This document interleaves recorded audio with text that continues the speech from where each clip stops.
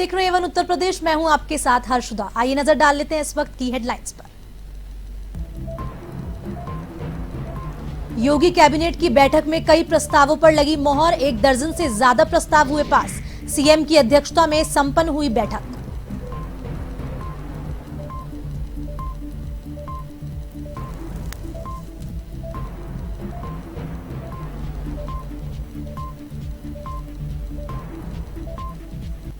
PM Narendra Modi बौद्ध जयंती पर लुंबिनी का करेंगे दौरा। महामाया मंदिर में करेंगे पूजा। अशोक स्तंभ पर करेंगे दीपदान। नेपाली लोगों को भी करेंगे संबोधित।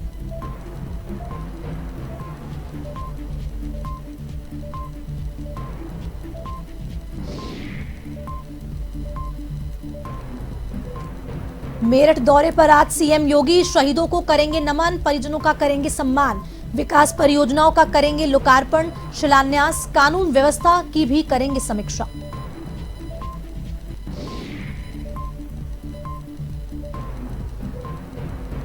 लखीमपुर खीरी में बदमाशों का आतंक। सरे रहा युवक की गोली मारकर की हत्या। पहले चाकू से गोदा फिर गोलियों से किया छलने। भीड़ भाड़ वाले इलाके में हत्या से दहशत का माहौल।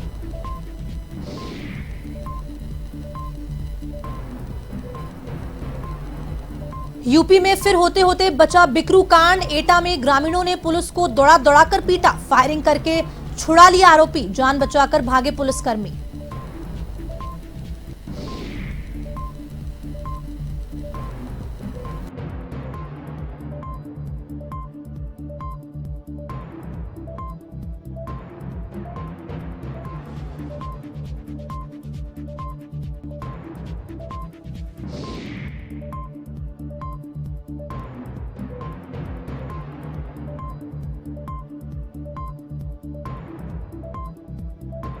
उत्तर प्रदेश सरकार की आज कैबिनेट बैठक हुई। सीएम योगी आदित्यनाथ की अध्यक्षता में हुई बैठक में कई प्रस्ताव पर मोहर लगी है। 1 दर्जन से ज्यादा प्रस्ताव कैबिनेट पास हुए हैं। कैबिनेट बैठक में दोनों डिप्टी सीएम केशव प्रसाद मौर्य, ब्रजेश पाठक और अन्य कैबिनेट मंत्री मौजूद रहे।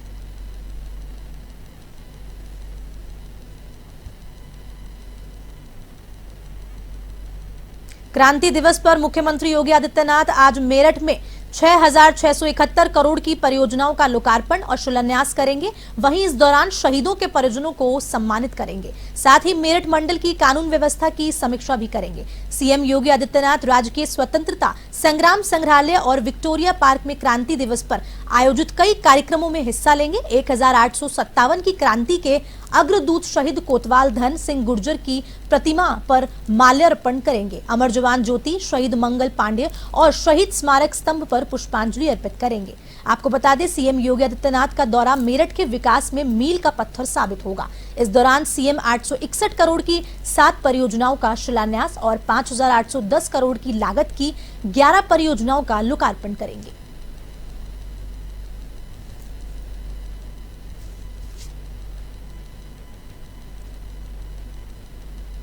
हरदोई में 2 सपा नेताओं पर दर्ज हुए मुकदमों को लेकर समाजवादी पार्टी के जिला अध्यक्ष जितेंद्र वर्मा के नेतृत्व में सपा का एक प्रतिनिधि मंडल एसपी राजेश त्रिवेदी से मिला और बताया कि मुकदमे राजनीतिक द्वेष और बदले की भावना से दर्ज किए गए हैं और कहा कि जांच कराकर निष्पक्ष कार्रवाई की जाए।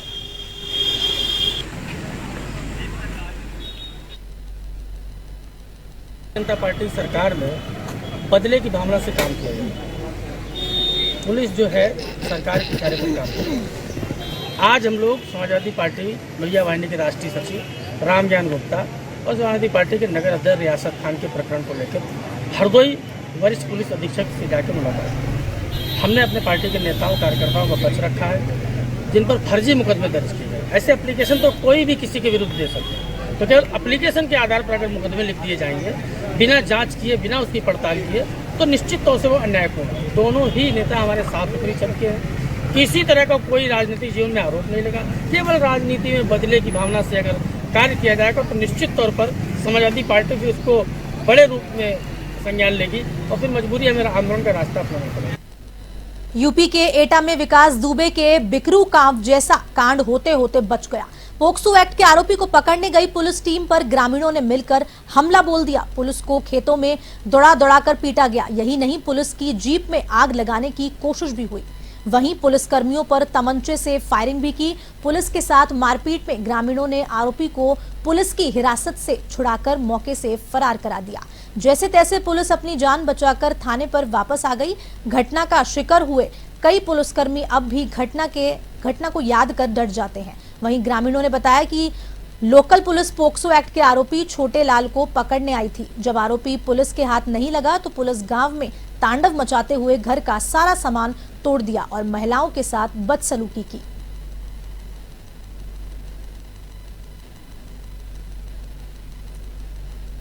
ये देखिए 2020 का मुकदमा है जिसमें 354, 506 और 7/8 पॉक्सो एक्ट का मुकदमा था, जिसमें जो है वांछित अपराधी था छोटे लाल। उसको गिरफ्तार करने पुलिस गई हुई थी परसों रात में। दबिश दे के गिरफ्तार करके लाई वैसे ही उसी गांव के लोगों ने पुलिस टीम पे हमला कर दिया, लाठी डंडे भी चलाए और फायरिंग भी की और उसे छुड़ा के ले गए।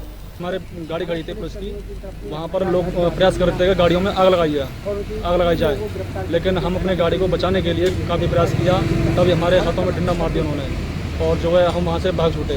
हमारा उन्होंने लोगों ने पीछा किया और जो है एक कौशलेंद्र नाम का व्यक्ति है जो सपा पार्टी से बिलोंग करता है, वो मतलब विधायक की तैयारी कर रहा है। उसने बोला था कि जितनी फोर्स आई हुई है यहाँ पर गोली चलाओ उन पर, ये हमारी लड़कियों की बेइज्जती कर रही, जबकि हमने लड़कियों से कोई कुछ नहीं कहा था। हमारा जो है हम वीडियो बनाने की कोशिश भी कर रहे थे, हमको वीडियो बनाने नहीं दिया और हमारे लखीमपुर में हुई हत्या की बड़ी वारदात ने लोगों के होश उड़ा दिए। 4 दिन पहले युवक की शादी हुई थी जिसकी सरेआम गोली मारकर हत्या कर दी गई।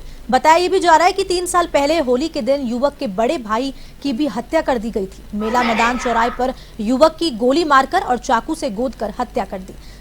सरेराह हुई इस वारदात से सनसनी फैल गई। घटना के कारणों का भी पता नहीं चल सका है।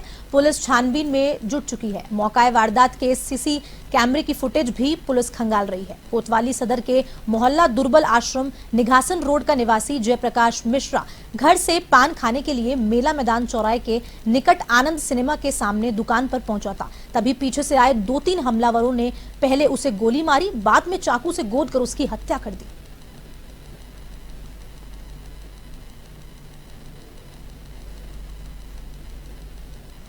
जालौन में 14 मई को राष्ट्रीय लोक अदालत का आयोजन किया जाएगा। लंबे समय से चल रहे दीवानी, परिवारवाद, बैंक और वाहनों के चालान से संबंधित मामलों का निस्तारण भी किया जाएगा। ऐसे में बकायेदारों को इस अवसर का लाभ अवश्य उठाना चाहिए और जिसका आयोजन सभी के हितों को ध्यान में रखकर किया जा रहा है।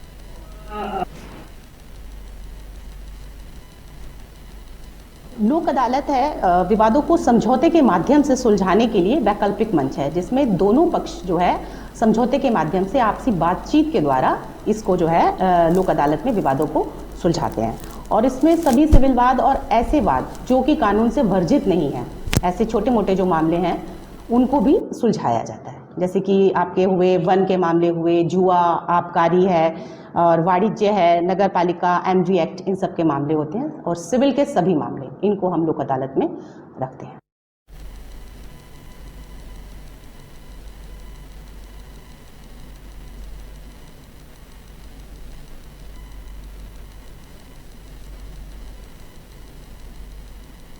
कौशाम्बी जिले में मामूली बात पर गांव के दबंगों ने युवक की लाठी डंडों से पीट कर हत्या कर दी। युवक की मौत के बाद पुलिस ने शव को कब्जे में लेकर पोस्टमार्टम के लिए भेज दिया और जांच में जुट गई। घटना करारी थाना क्षेत्र के बरलाहा गांव की है, जहां के रहने वाले नथन खेती किसानी करके अपने परिवार का भरण पोषण करता है। वहीं पुलिस इस पूरे मामले की छानबीन में जुटी हुई है।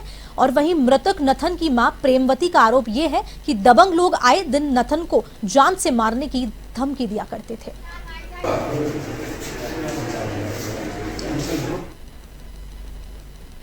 हाथ रहा तो कहे समार बेटवा कि बैठ के नहा, तो कहे मैं बैठ के न नहाबूँ, कहे नहीं बैठ के नहा ले, कहे नहीं मैं बैठ के न नहाबूँ, कहे नहीं बैठ के नहा ले, कहा था कहे नहीं बैठ के नहाऊँ। इतने में कहे मारे लगा, पतिया गवा मारे लगा वा, कुल जुट गई, मारपीट हो लगा।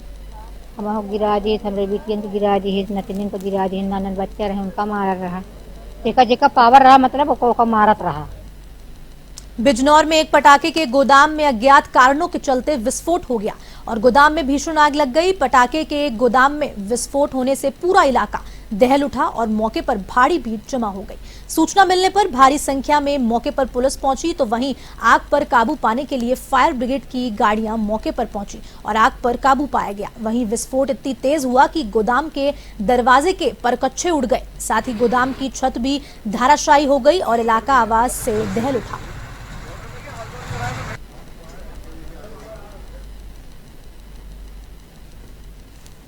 नहतौर के तीरगारान मोहल्ले में मुबारक हुसैन और शाहिद हुसैन जो दो सगे भाई हैं, इनके पटाखा भंडारण की एवं बनाने की दुकान है।